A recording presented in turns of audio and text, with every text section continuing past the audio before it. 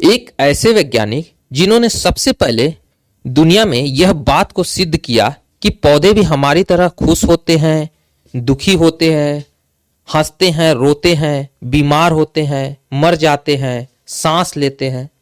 जी हाँ, मैं बात कर रहा हूं श्री जगदीश चंद्र बसु की। यह अब सिद्ध हो चुका था कि पेड़ पौधे भी हमारी तरह रोते हैं, हंसते हैं और ठीक हमारी ही तरह उनके दुख और सुख का अनुभव भी करते हैं। इतना ही नहीं, मनुष्य की तरह वो सांस भी लेते हैं, बीमार भी होते हैं और मर भी जाते हैं। इस बात को सबसे पहले श्री जगदीश चंद्र बसु ने सिद्ध करके दिखाया। उसके बाद तो जैसे पौधों के रहस्यमय संसार में दखल अंदाजी का सिलसिला शुरू हो गया।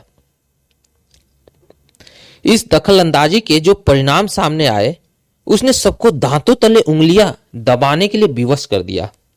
नमस्कार दोस्तों, पौधों की दुनिया के अद्भुत रहस्य। बात इंग्लैंड की है।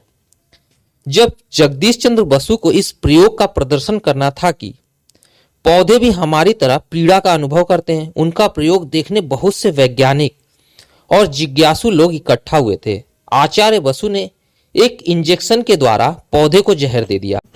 पौधे को कुछ ही पल में मुरझा जाना चाहिए था, लेकिन ऐसा हुआ नहीं। वहां पे इकट्ठा लोगों ने फुसफुसाहट शुरू कर दी।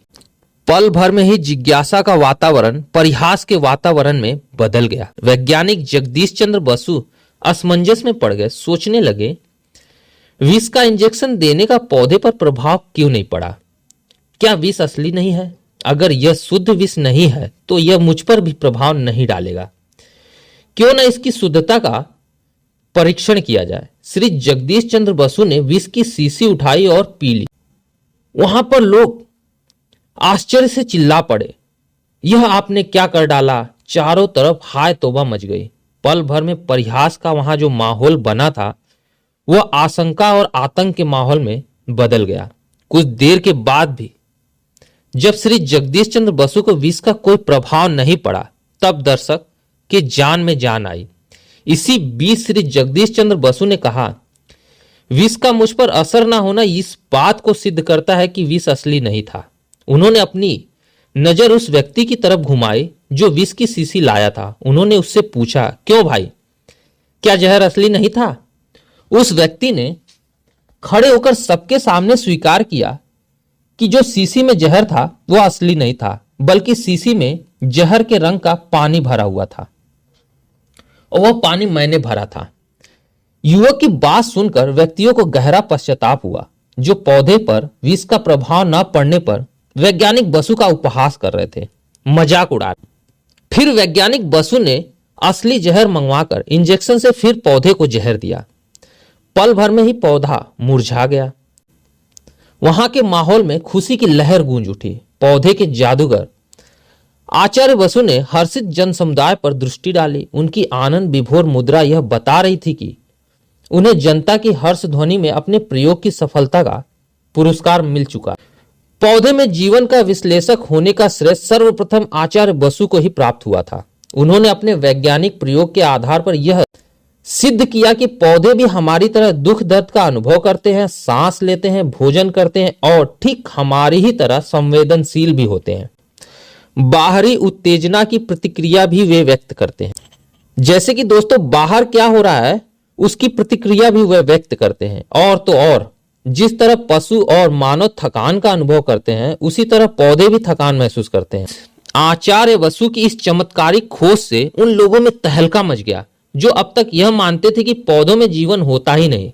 इस महान वैज्ञानिक ने पौधों पर क्लोरोफॉर्म का भी प्रयोग किया और सिद्ध किया कि पौधों पर क्लोरोफॉर्म देने से मनुष्य की भांति वह भी बेहोश हो जाते हैं, और जैसे जैसे क्लोरोफॉर्म का असर कम होने लगता है, वैसे वैसे पौधे फिर से होश में आने लगते हैं। इस अद्भुत प्रयोग ने वैज्ञानिकों की धारणा बदल दी। विज्ञान के क्षेत्र में नया क्रांतिकारी मोड़ आ गया। महान वैज्ञानिक बसु ने पौधे पर मदिरा का भी प्रयोग किया, अर्थात दारू का। यह देखकर उन्हें सुखद आश्चर्य हुआ कि मदिरा के प्रभाव से अन्य जीवों की भांति पौधे भी मदहोश होते हैं। वैज्ञानिक उपकरणों की सहायता से उन्होंने यह स्तंभकारी प्रयोग किया कि गाजर और पत्ता गोभी को चाकू से काटते समय पीड़ा से वो कांपने लगते हैं।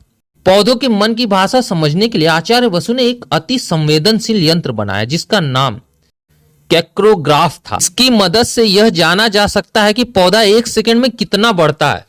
पौधों के किसी अंग पर यदि आघात किया जाए, वार किया जाए, तो अपनी अनुक्रिया से यह बता देता है कि उन्हें कष्ट हो रहा है। एक बार प्रयोग करते समय उन्होंने देखा कि पौधे की हलचल शांत हो गई और वह कांपने लगा। यह कंपन भी क्षणिक होने के साथ साथ ठीक वैसी ही थी जैसा मृत्यु के समय पशुओं में होता है। संज्ञाहीन, निष्प्राण समझे जाने वाले पौधों को अन्य जीवों की भांति प्राणधारी और संवेदनशील सिद्ध करके आचार्य बसु ने विज्ञान के इतिहास में जो युगांतरकारी अध्याय जोड़ा, उसका संपूर्ण विश्व में स्वागत हुआ।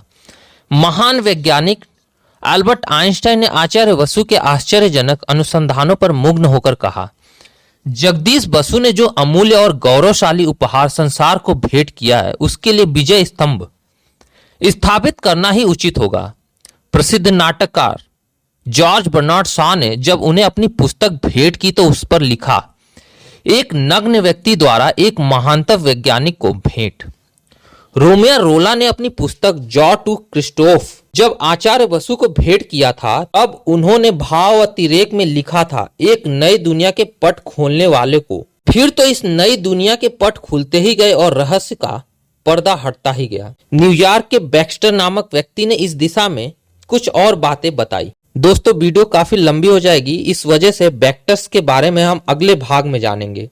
उम्मीद है वीडियो आपको पसंद आई हो तो लाइक और सब्सक्राइब जरूर कीजिएगा। मिलते हैं अगले भाग में, तब तक के लिए धन्यवाद।